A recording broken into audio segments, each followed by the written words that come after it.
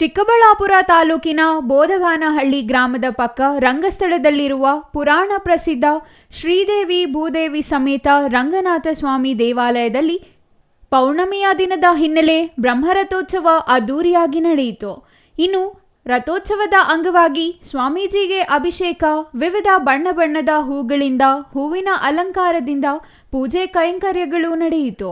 ಹೊಯ್ಸಳರ ಕಾಲದಲ್ಲಿ ನಿರ್ಮಾಣವಾಗಿರುವ ಈ ದೇವಾಲಯವು ಹಲವು ವಿಶೇಷಗಳಿಂದ ಕೂಡಿದ್ದು, ಬಿದಿರ ಬುಟ್ಟಿ ಆಕಾರದಲ್ಲಿರುವ ಗರ್ಭಗುಡಿ, ಸಾಲಿಗ್ರಾಮ ಶಿಲೆಯಲ್ಲಿ ನಿರ್ಮಾಣವಾಗಿರುವ ಶ್ರೀದೇವಿ ಭೂದೇವಿ ಸಮೇತ ಶ್ರೀ ರಂಗನಾಥ ಸ್ವಾಮಿ ಮೂರ್ತಿಯು ಭಕ್ತರ ಇಷ್ಟಾರ್ಥಗಳನ್ನು ಈಡೇರಿಸುವ ದೈವವಾಗಿದೆ ಎನ್ನುವುದು ಆಸ್ತಿಕರ ನಂಬಿಕೆ.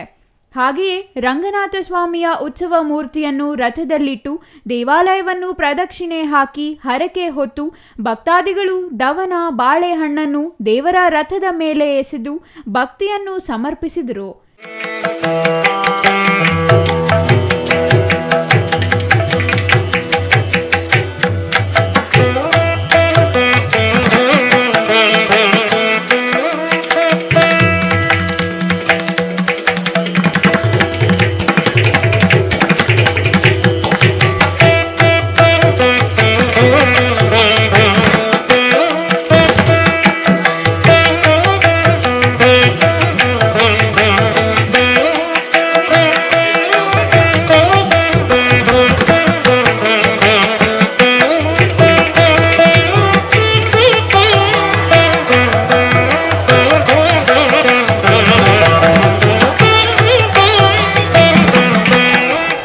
ಇನ್ನು ಬ್ರಹ್ಮರಥೋತ್ಸವ ರಥವು ದೇವಾಲಯದ ಸುತ್ತುವರಿದ ಸಮಯದಲ್ಲಿ ಇನ್ನೇನು ನೆಲಕ್ಕೆ ಬಿತ್ತು ಅಂದುಕೊಳ್ಳುವಷ್ಟರಲ್ಲಿ ಪಕ್ಕದಲ್ಲಿದ್ದ ಭಕ್ತಾದಿಗಳು ರಥವನ್ನು ಹಿಡಿದುಕೊಂಡರು.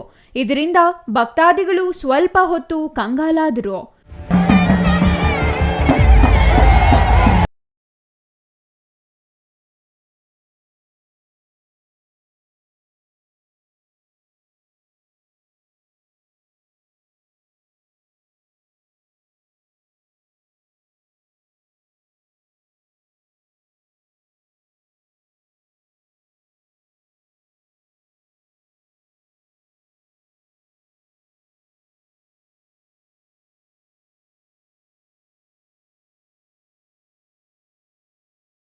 ನಮ್ಮ ರಂಗಸ್ಥಳದಲ್ಲಿ ಏನು ಪುರಾಣ ಪ್ರಸಿದ್ಧ ದೇವಸ್ಥಾನ ಇದು. ಸಪ್ತ ಮಹರ್ಷಿಗಳು ಕಟ್ಟಿಸಿದ ದೇವಸ್ಥಾನ ಅನ್ನುವಂಥ ಇತಿಹಾಸ ಇದೆ. ಅಂತಹ ಒಂದು ದೇವಸ್ಥಾನದಲ್ಲಿ ಇವತ್ತು ಬ್ರಹ್ಮರಥೋತ್ಸವ ನಡೀತಾ ಇದೆ. ಬರೀ ಸುತ್ತಮುತ್ತಲಿನ ಗ್ರಾಮಸ್ಥರು ಮಾತ್ರ ಅಲ್ದಿರ ನಾಡಿನ ಸಮಸ್ತ ಜನತೆಯೂ ಸಹ ಇವತ್ತು ಏನು ಯಾರೆಲ್ಲ ನಂಬಿಕೆ ಇದೆ ಈ ದೇವರ ಮೇಲೆ ಅವರೆಲ್ಲ ಬಂದು ದೂರ ದೂರದ ಊರುಗಳಿಂದ ಬಂದು ಭಾಗಿಯಾಗಿ ಈ ಒಂದು ಬ್ರಹ್ಮರಥೋತ್ಸವದಲ್ಲಿ ಸಾಕ್ಷೀಭೂತರಾಗಿದ್ದಾರೆ.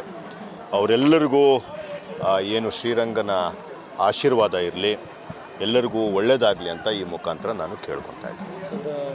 ಸಾವಿರಾರು ಭಕ್ತಾದಿಗಳು ಬಂದಿದ್ದಾರೆ, ನೀವು ಹೋಗಿ ದರ್ಶನ ಮಾಡಿದ್ರಿ, ಏನೆಲ್ಲ ಕೇಳ್ಕೊಂಡ್ರಿ ಸರ್? ದೇವರನ್ನ ನಾವು ಈಗ ಕೇಳ್ಕೊಳೋದು ಬಿಟ್ಟಿದ್ದೀವಿ. ದೇವರಿಗೆ ಕೃತಜ್ಞತೆ ಸಲ್ಲಿಸೋದನ್ನು ಮಾತ್ರ ಕಲ್ತ್ಕೊಂಡಿದ್ದೀವಿ.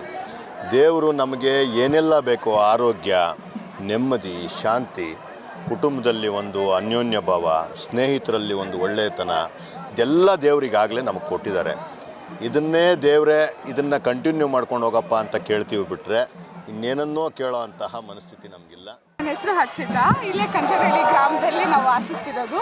ತುಂಬ ಚೆನ್ನಾಗಿ ನಡ್ಸ್ಕೊಂಡು ಬರ್ತಿದೆ. ತುಂಬ ಇತಿಹಾಸದ ದೇವಸ್ಥಾನ, ವಿಜಯನಗರ ಸಾಮ್ರಾಜ್ಯದವ್ರು ಕಟ್ಟಿರೋ ದೇವಸ್ಥಾನ ಇದು, ರಂಗನಾಥ ಸ್ವಾಮಿ ದೇವಸ್ಥಾನ.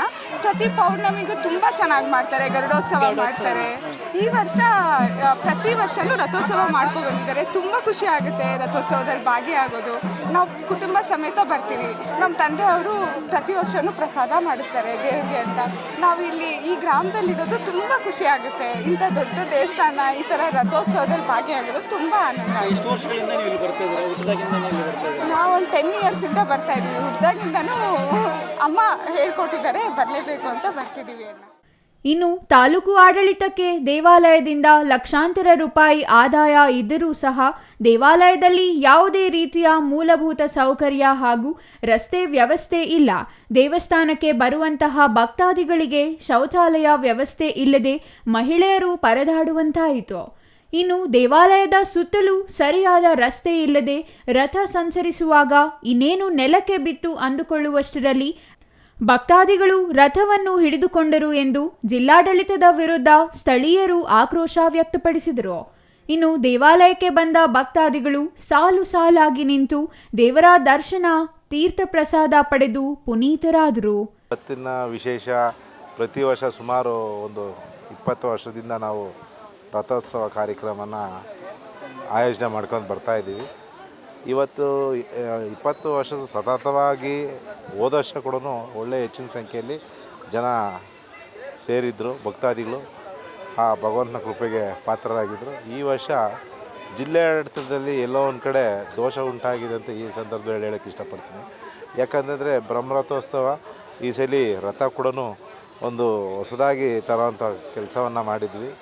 ಆದರೆ ಇಲ್ಲಿ ಜಿಲ್ಲಾಡಳಿತದಲ್ಲಿ ಇಲ್ಲಿ ಏನು ಮುಜರಾಯಿ ಇಲಾಖೆಯಲ್ಲಿ ಸಂಬಂಧಪಟ್ಟಂಥ ಅಧಿಕಾರಿಗಳು ಇಲ್ಲಿ ಒಂದು ಮಾಡಿರ್ತಕ್ಕಂಥ ಕೆಲಸವನ್ನು ಸ್ವಚ್ಛತೆ ಇರಲಿಲ್ಲ. ರಥ ಕೂಡ ಬೀಳೋವಂಥ ಸಂದರ್ಭ ಬಂದಿತ್ತು. ಅದು ನಮಗೆ ದೇವ್ರ ದಯದಿಂದ, ಆ ಭಗವಂತನ ಶಕ್ತಿಯಿಂದ ಇಲ್ಲಿ ಆಗ್ತಕ್ಕಂಥ ಅವಘಡವನ್ನು ರಕ್ಷಣೆ ಮಾಡಿದ್ದಾನೆ. ಇದು ಖಂಡಿತ ಕಣ್ಣೆ ಅಂತೇಳಿ ಬಯಸಕ್ಕೆ ಇಷ್ಟಪಡ್ತೀನಿ.